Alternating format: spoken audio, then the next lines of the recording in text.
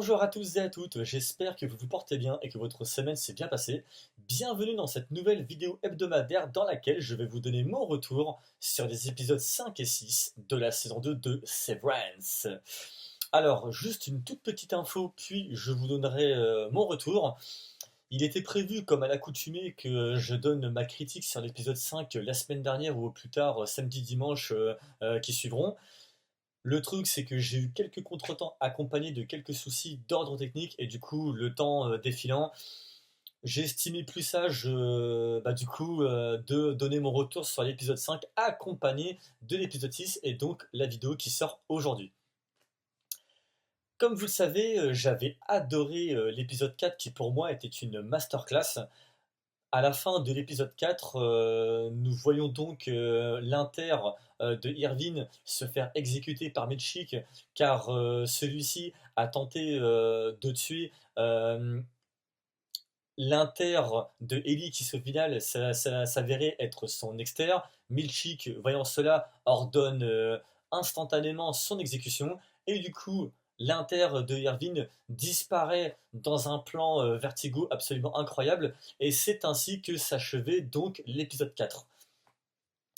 À présent, dans l'épisode 5, les employés de Lumon Industries passent à la vitesse supérieure suite à ce drame et décident par conséquent de se révolter. Ellie va demander à Milchik, dont nous découvrons au fur et à mesure des épisodes, et bien voilà, sa face cachée, son côté sombre. Elle va lui demander un enterrement pour honorer du coup la disparition de Irvine. Milchik va avoir un comportement assez froid, dur et très bizarre vis-à-vis de cette demande, mais va quand même la valider et va par conséquent mettre en place un buffet.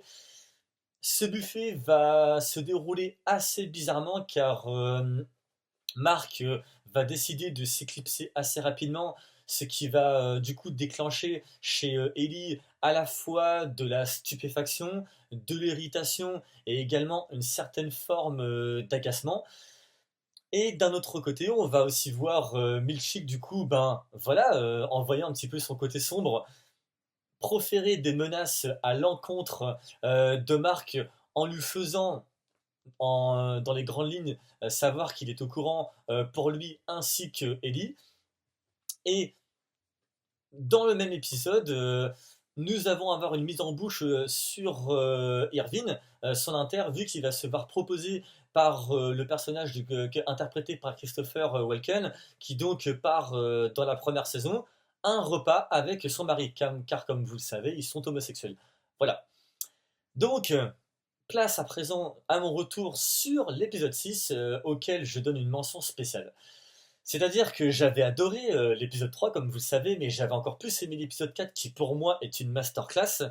Et en fait, l'épisode 6, je le mettrais au-dessus de l'épisode 3, mais en dessous de l'épisode 4. Donc bon, peut-être que l'épisode 7 qui sortira la semaine prochaine, peut-être que du coup ce sera une masterclass. On verra, je ne sais pas encore. En tout cas, l'épisode 6, je suis vraiment, encore une fois, un tout petit chouïa de le lui donner. Il manque ce petit truc, mais autrement, cet épisode est excellent. C'est un excellent mélange brillant dans lequel il y a un aspect trieur, de très belles scènes d'émotion, respectueuses et très touchantes, dans laquelle eh bien, il va y avoir une scène, par exemple, avec Marc ainsi que Ellie, mais bon, son inter.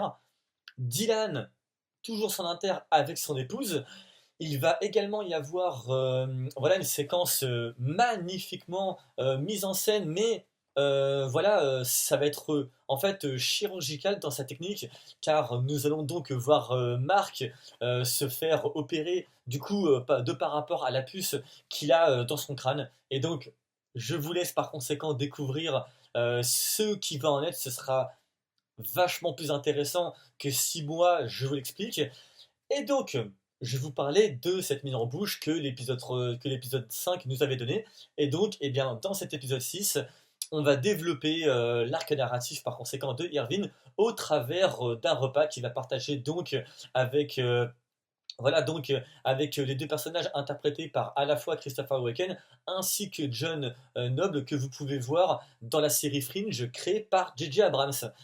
Eh bien écoutez, dans cette séquence, on en apprend un petit peu plus sur Lumen Industry. Il y a quelques petites révélations et par conséquent, eh bien, au titre de l'épisode Attila, donc eux ils vont vous dire Attila le 1. Et tout cela, moi je vous laisse par conséquent le découvrir.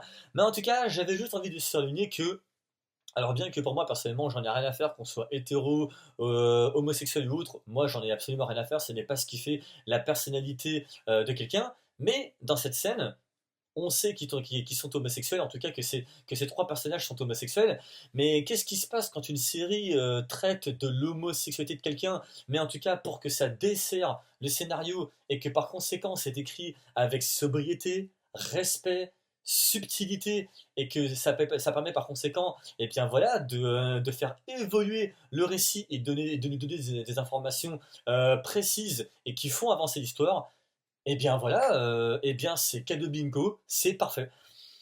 Si toutes les séries et autant que films d'aujourd'hui étaient dans cette même tonalité, ah bah je peux vous dire qu'on aurait plus envie de la regarder. Mais bon, ça c'est une autre histoire. En tout cas, Severance, voilà, me conquit à chaque semaine. C'est toujours un privilège de regarder chaque épisode. C'est toujours, il y a à boire, il y a à manger, c'est intelligent, c'est bien écrit. Autrement dit, eh bien voilà, on est au sixième épisode. Il nous en reste plus que 4.